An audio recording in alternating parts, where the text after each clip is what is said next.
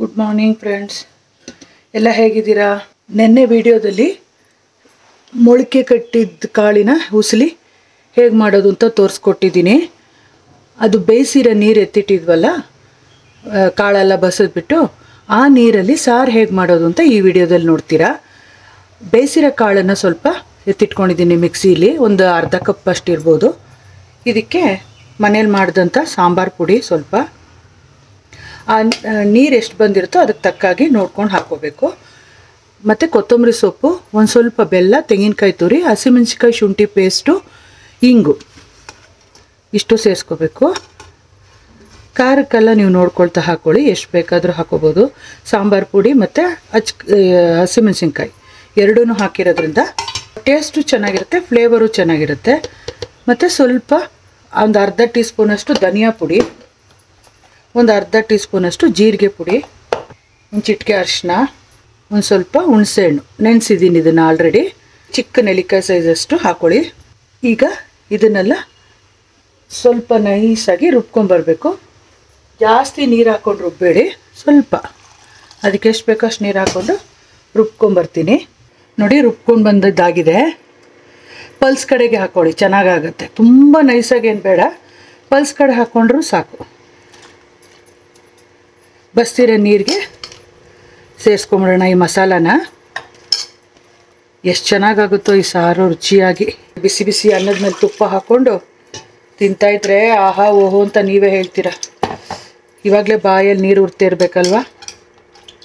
ಈ ಥರ ಎಲ್ಲ ಒಂದು ಸತಿ ಮಾಡ್ಕೋಬೇಕು. ಹೆಲ್ತ್ಗೂ ಒಳ್ಳೆಯದು, ಟೇಸ್ಟಿಯಾಗೂ ಇರುತ್ತೆ, ಬೇಗ ಸುಲಭವಾಗಿ ಮಾಡ್ಕೋಬೋದು. ಹುಣಸೆಹಣ್ಣು ಆಲ್ರೆಡಿ ನಾನು ರುಬ್ಬಕ್ಕೆ ಹಾಕಿರೋದ್ರಿಂದ ಮತ್ತೆ ಹುಳಿ ನೀರು ಹಾಕೋದೇನು ಬೇಡ, ಟೊಮೆಟೊನೂ ಏನು ಬೇಡ, ಹುಣಸೆಹಣ್ಣು ನೀರೇ ಸಾಕು. ಎಷ್ಟು ತೆಳುವಾಗಿ ಬೇಕೋ ನೋಡ್ಕೊತ ನೀರು ಸೇರಿಸ್ಕೋಬೇಕು. ಸಾರು ಅಂದಮೇಲೆ ಸ್ವಲ್ಪ ತೆಳುವಾಗೇ ಇದ್ದರೆ ಚೆನ್ನಾಗಿರುತ್ತೆ.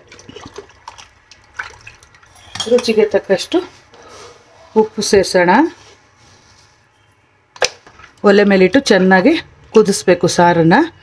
ಆಮೇಲೆ ಫೈನಲಾಗಿ ಒಗ್ಗರಣೆ ಕೊಟ್ಟರೆ ಸಾರು ರೆಡಿ.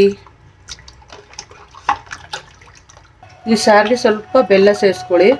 ರುಬ್ಬೇಕಾದ್ರೇ ನಾನು ಹಾಕಿದ್ದೀನಿ, ನೀವು ರುಬ್ಬೇಕಾದ್ರೂ ಹಾಕೋಬೋದು, ಆಮೇಲಾದರೂ ಹಾಕೋಬೋದು. ನಾನು ಎಲ್ಲ ಅಡುಗೆಗಳಿಗೂ ಸಾಮಾನ್ಯ ಸ್ವಲ್ಪ ಬೆಲ್ಲ ಸೇರಿಸ್ತೀನಿ. ಯಾಕೆ ಅಂತಂದರೆ ಉಪ್ಪು, ಹುಳಿ, ಖಾರ, ಸಿಹಿ ಎಲ್ಲ ಸೇರ್ಕೊಂಡು ತುಂಬ ರುಚಿಯಾಗಿ ಬರಲಿ ಅಂತ. ಬೆಲ್ಲ ಇಷ್ಟಪಡದೇ ಇದ್ದವರು ಸ್ಕಿಪ್ ಮಾಡ್ಬೋದು, ಬಟ್ ಸೇರಿಸ್ಕೊಂಡ್ರೆ ತುಂಬ ಚೆನ್ನಾಗಿರುತ್ತೆ. ಸಾರು ಚೆನ್ನಾಗಿ ಕುದೀತಾ ಇದೆ, ಒಳ್ಳೆ ಪರಿಮಳ ಬರ್ತಾ ಇದೆ. ಆ ಧನಿಯಾ ಪುಡಿದು, ಜೀರಿಗೆ ಪುಡಿದೆಲ್ಲ ತುಂಬ ಚೆನ್ನಾಗಿದೆ. ಒಂದು ಒಳ್ಳೆ ಒಗ್ಗರಣೆ ಕೊಡೋಣ ಈ ಸಾರಿಗೆ. ಅದನ್ನು ಸೈಡಿಗೆ ಎತ್ತಿಟ್ಬಿಟ್ಟು ಇವಾಗ ಒಂದು 2 ಟೀ ಸ್ಪೂನಷ್ಟು ಎಳ್ಳೆಣ್ಣೆ ಹಾಕಿದ್ದೀನಿ. ನಾನು ಸಾಮಾನ್ಯ ಎಳ್ಳೆಣ್ಣೆ, ಕಡಲೆಕಾಯಿ ಎಣ್ಣೆ ಆ ಥರನೇ ಬಳಸೋದು. ರಿಫೈನ್ಡ್ ಆಯಿಲು ಬಳಸ್ತೀನಿ, ಬಟ್ ಕಡಿಮೆ ಬಳಸೋದು. ಎಳ್ಳೆಣ್ಣೆಲಿ ಒಗ್ಗರಣೆ ಕೊಟ್ರಂತೂ ಘಮ ಅಷ್ಟು ಚೆನ್ನಾಗಿರುತ್ತೆ. ಎಣ್ಣೆ ಕಾದ್ಮೇಲೆ ಸಾಸಿವೆ ಹಾಕೋಣ. ಸಾಸಿವೆ ಸೇರಿಸ್ತಾ ಇದ್ದೀನಿ ನೋಡಿ, ಒಂದು ಅರ್ಧ ಟೀ ಸ್ಪೂನಷ್ಟು. ಮತ್ತು ಮಣ್ಣು ಕಟ್ಟಿದ ಮೆಣಸಿನ್ಕಾಯಿ ಒಗ್ಗರಣೆಗೆ ಹಾಕಿದ್ರೆ ಚೆನ್ನಾಗಿರುತ್ತೆ.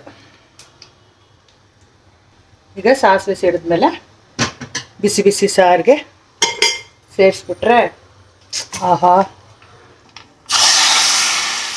ಆ ಒಗ್ಗರಣೆ ಸೌಂಡ್ ಚರ್ರ ಅಂತ ಬರುತ್ತಲ್ಲ, ಅದು ಎಷ್ಟು ಚೆನ್ನಾಗಿರುತ್ತೆ ಕೇಳೋಕ್ಕೆ. ಘಮ ಘಮ ಘಮ ಅಂತ ಇದೆ. ಇಷ್ಟು ತಿಕ್ನೆಸ್ ಆದರೆ ಸಾಕು. ಆ ಕಾಳು ಹಾಕಿದ್ದೀವಲ್ಲ, ಬೇಯಿಸಿರೋ ಕಾಳು, ಅದರಿಂದನೇ ಇಷ್ಟು ತಿಕ್ನೆಸ್ ಬರೋದು. ಅದು ರುಬ್ಕೊಳಕ್ಕೆ ಸ್ವಲ್ಪ ಹಾಕ್ಕೊಬೇಕು. ಈ ಸಾರು ಮಾಡೋದು ಹೇಗೆ ನೋಡ್ಕೊಂಡ್ರಲ್ಲ ಫ್ರೆಂಡ್ಸ್, ತುಂಬ ಸುಲಭವಾಗಿ ತೋರಿಸ್ಕೊಟ್ಟಿದ್ದೀನಿ ಅಂತ ಅಂದ್ಕೊಂಡಿದ್ದೀನಿ. ನಿಮ್ಮೆಲ್ಲರಿಗೂ ಈ ಸಿಂಪಲ್ ರೆಸಿಪಿ ಇಷ್ಟ ಆಗಿದೆ ಅಂತ ಭಾವಿಸ್ತಾ ನೆಕ್ಸ್ಟ್ ವಿಡಿಯೋದಲ್ಲಿ ಸಿಗ್ತೀನಿ. ಆರೋಗ್ಯವಾಗಿ ತಿನ್ನೋಣ, ಆರೋಗ್ಯವಾಗಿರೋಣ. Take care friends, bye bye, see you.